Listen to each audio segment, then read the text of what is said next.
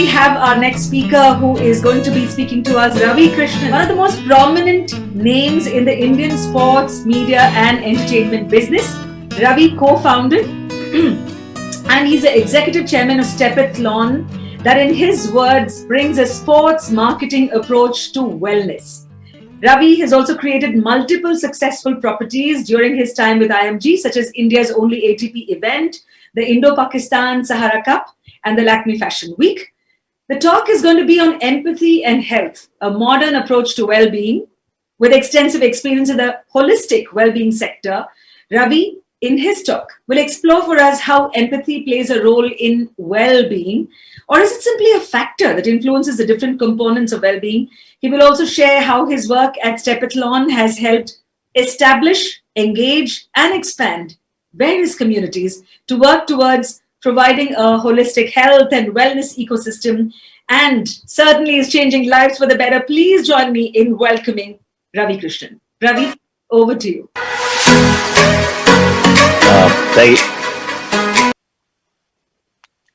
Thank you very much. It's a great pleasure to have been invited here to speak today. I think for you in India and this evening for me in Melbourne.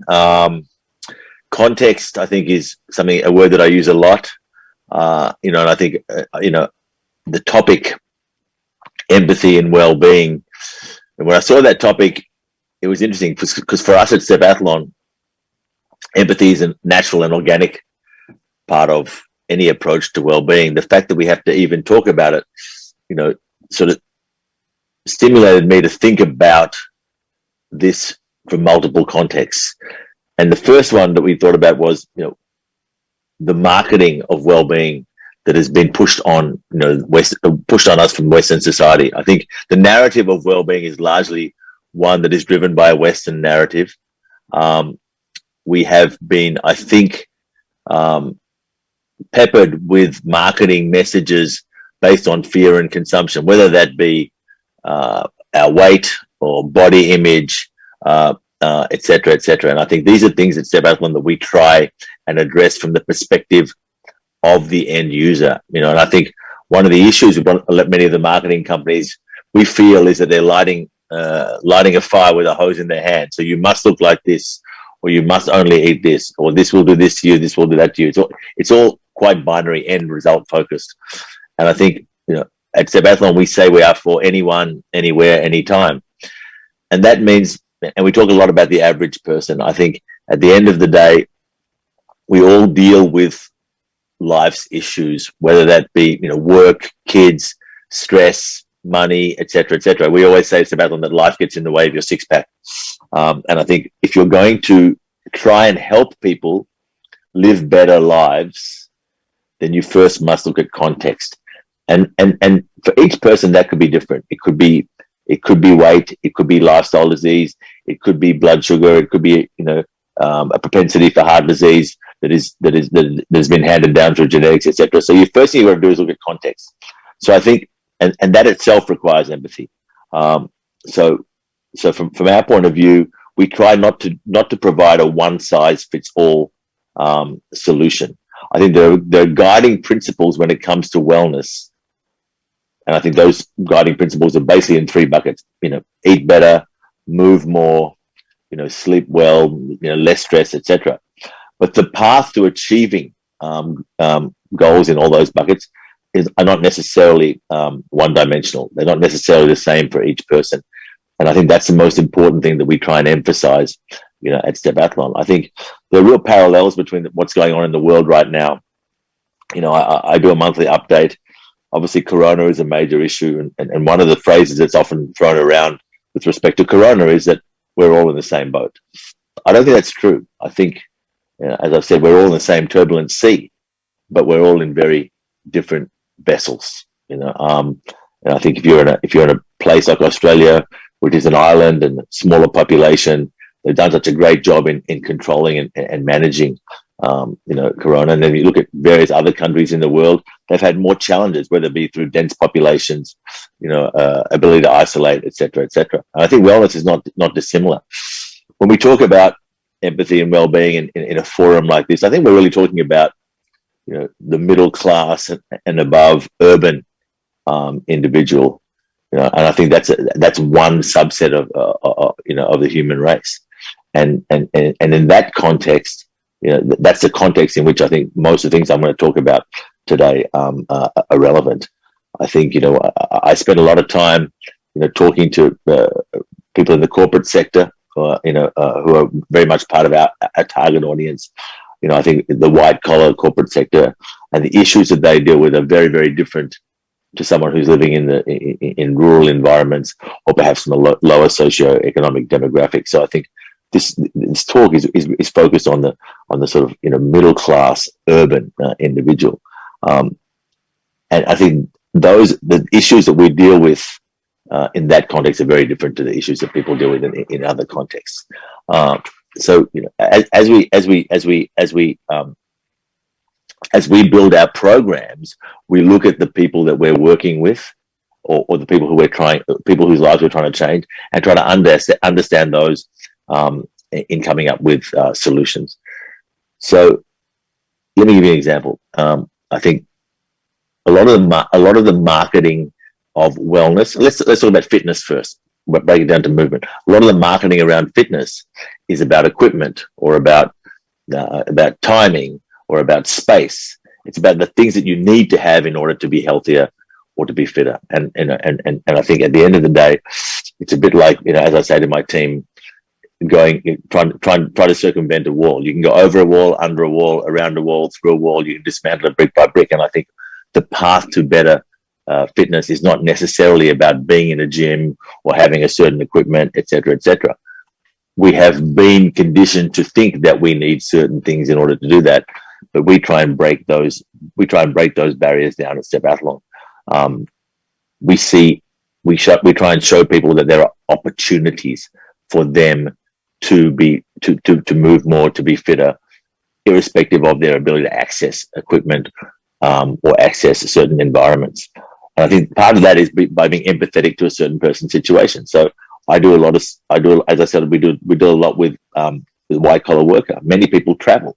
A lot of people that I talk to say, well, I exercise, but not when I travel. And I think, you could look at that, in one perspective and say, well, you've got to get up earlier. You've got to go and you've got to work in the hotel gym. You've got to find a way to do these few things. Or you can look at it empathetically and say, okay, let's break down your travel schedule. Let's break down your day. Let's find you opportunities to address the situation, rather than make people feel guilty about what they can't do. So, for example, when I travel a lot, I see airports as opportunities. If you have a layover in an airport, you can make a choice: either sit in the lounge or sit somewhere, have a snack, be sedentary. Or you can see an airport as a great environment in which to walk. Phone calls are opportunities. A lot of people spend hours and hours on the phone, in most cases sitting down. But if you get up and you're on your feet, again, that's an opportunity. So making people see opportunities in environments in which they feel they're restricted, helping them navigate those situations, it requires empathy. And I think that's something that we try and do, very much. The same thing can be said about nutrition. I look at the narrative of nutrition, and again, it's largely a Western narrative that's been passed across continents or across cultures. And I think Stepathlon as a virtual race, we have participants. We've had participants in 85 countries and across 5 continents. And you can't tell, for example, and I know there's a lot of people from South India watching, you can't tell the South Indian vegetarian to eat the Mediterranean diet. There may be principles from the Mediterranean diet that you can apply to a South Indian vegetarian, or someone in Africa, or someone in North Asia, etc., etc. But the only way that you're going to help them take those principles and apply them in a local context is by having empathy to the situation. That could be their need, their own personal needs, what's available in those environments, etc., etc. So I think, again, these things require empathy and contextual empathy. The same thing can apply to mental health, and I think we're seeing a real shift in places like Asia, where the topic of mental health is not even discussed. I think it's been, and we know it's in India, for example. A certain Bollywood star came out and and talked about her, her issues with depression and mental health challenges, and that opened up a narrative about those. I think that's a great thing, because again, contextually, in certain cultures, talking about feelings, talking about challenges, stress, etc., is more accepted, or has been more accepted than others, and we've seen it very much in Asian cultures, in patriarchal cultures, where often these things are swept under the carpet. So I think, again, if you can change the context, make people feel comfortable about the challenges that they face, then you can address those. I always say to my team, we've got to never forget that the end user is a human being.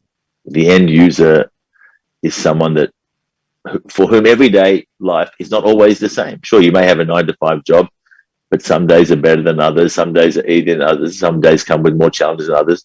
And I think a lot of the things that are around wellness require almost reflectively robotic behavior. I don't think you can ask people, to do the same thing every day, or you can't expect them to do the same thing every day. And I think we have to have solutions for people in terms of health, fitness, well-being, etc., that are flexible to those situations. And I think that's also about managing expectations. I find, in my life and in business, when you look at things like business transformation, when companies look to transform a business, they look at quarter by quarter, month by month, targets, etc., etc. But when it comes to health and fitness, it's amazing how there are unrealistic expectations. I want to lose 10 kilograms in 5 weeks, or whatever it is.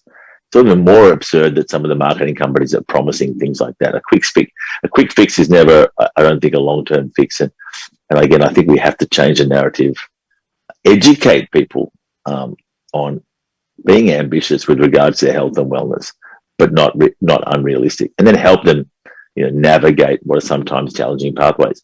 We always say at Stepathlon that life gets in the way of your six-pack, and I think even the expectation of a six-pack, I think it's somewhat unrealistic. And this, again, the issues with body image, etc., things that we have real issue with. I think you can put 100 people in a room, give them the same diet, same exercise, and they're not all going to look the same. And I think we've got to work inside out, not just outside in.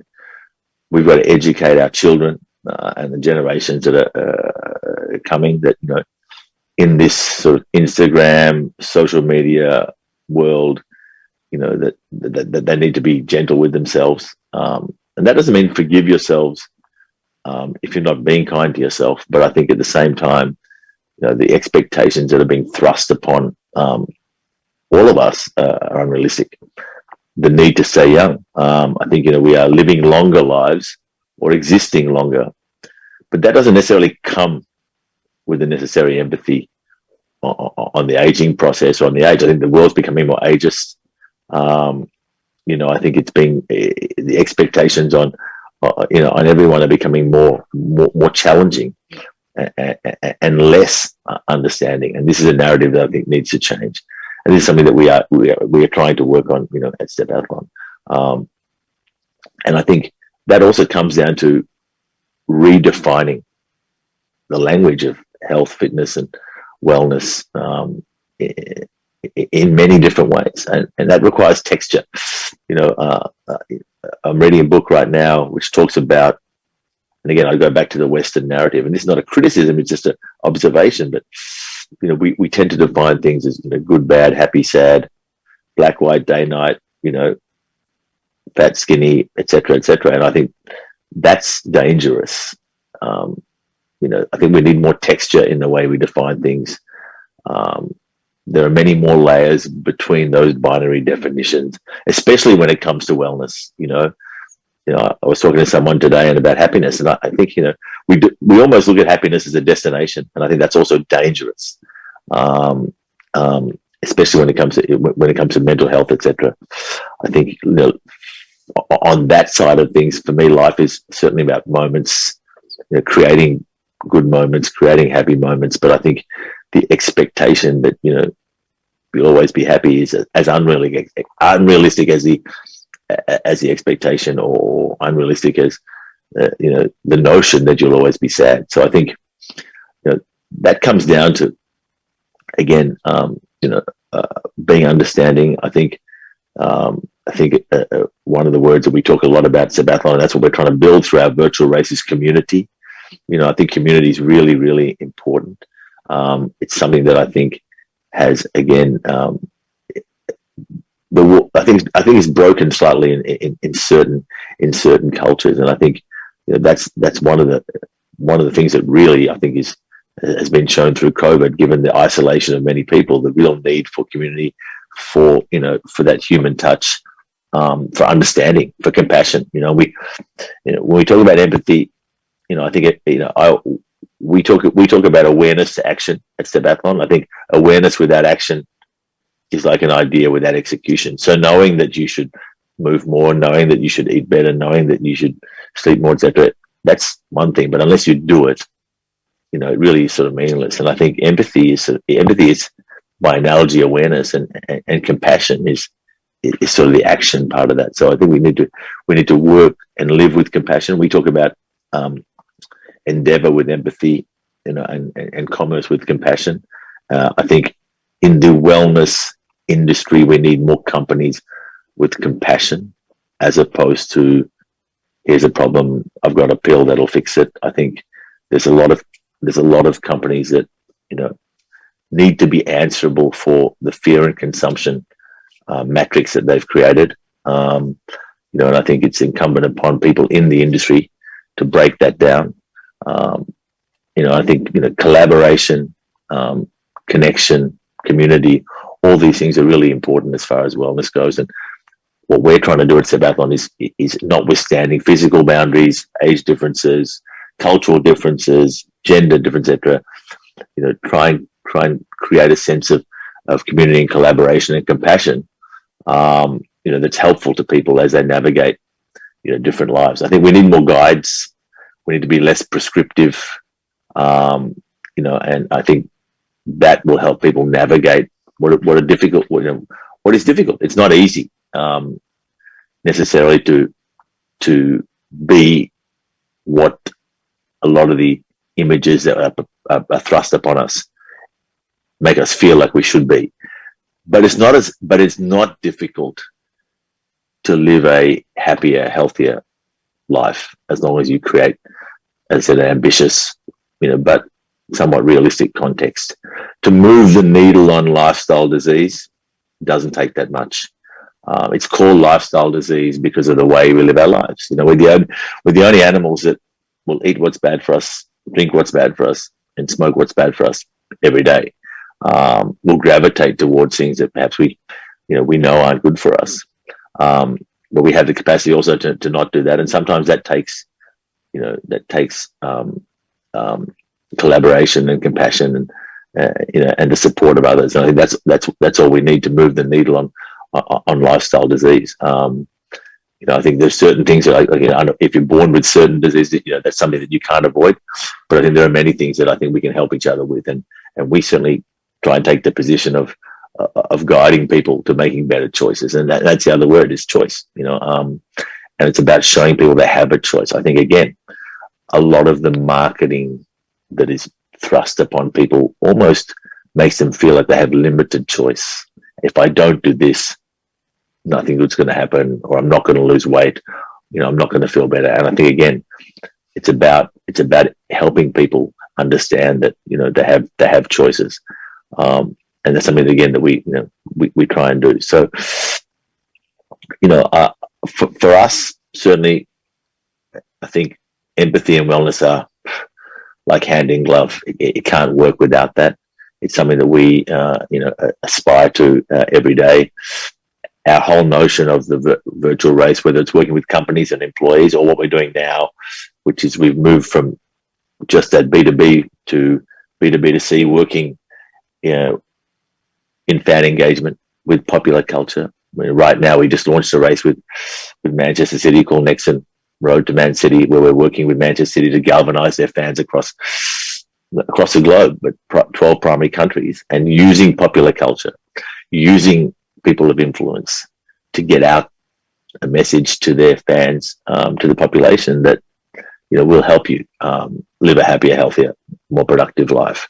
And one of the things that I think we try and harness is that popular culture to get the message out, because people are influenced by people they admire, brands they love, etc. And if we can get those people to dispense responsible, encouraging, non-prescriptive, non-deprecating messages, then I think we can achieve something. And that leads me to one other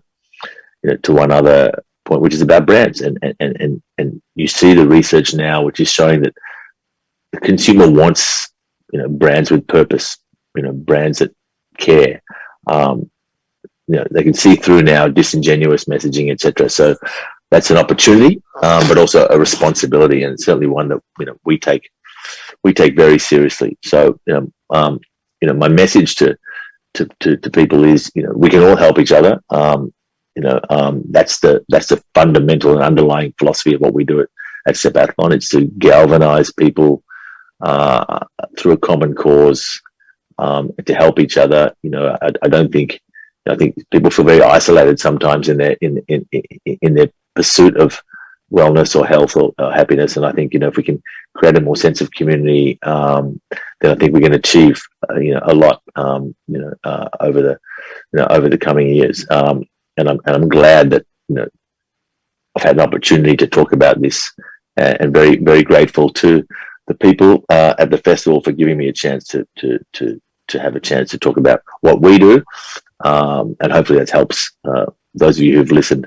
So thank you very much. Thank you, Ravi. Thank you, in fact, for sharing at length. There is one question that's come in. In fact, I could say it's a twin question, because this person wants to know that when you have spoken about empathy, for example, in detail, how can young people of today who are faced with so much of hate and polarization, what does empathy in that circumstance mean for the young people, and how can wellness be a part of it in such a narrative?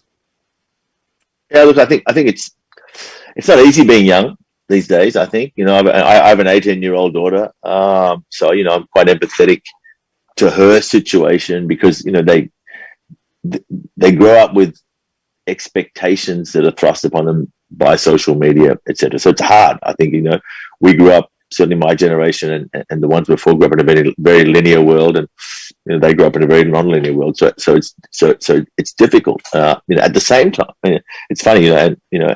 In some ways they're more connected. In some way, on one level, and more disconnected in another. It's quite a dichotomy. So and the whole wellness thing is both similar and different for them, because they grow up behind screens, and I think that's a challenge. It's a challenge on many levels. It's a challenge physically, because they're probably more sedentary than, definitely more sedentary than we were, unless they make a conscious effort. They're also subject to imagery and pressure, I think, that is, sometimes just, excruciating. And I see that amongst that generation. So I think, it's about, they need to be kind to themselves.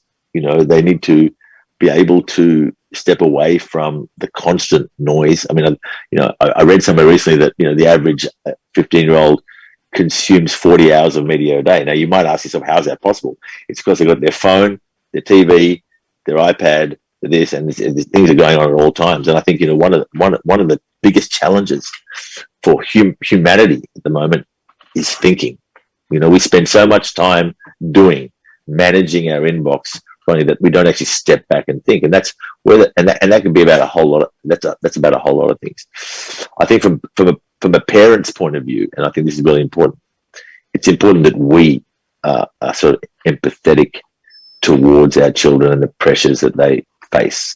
I think it's, you see a lot of parents say, put down that screen, do this, don't do that. And I think we need to understand the pressures that our children go under and help them navigate it. It's no different to what we're trying to do at Stepathlon with our audience. As parents, we have a responsibility to help our children navigate.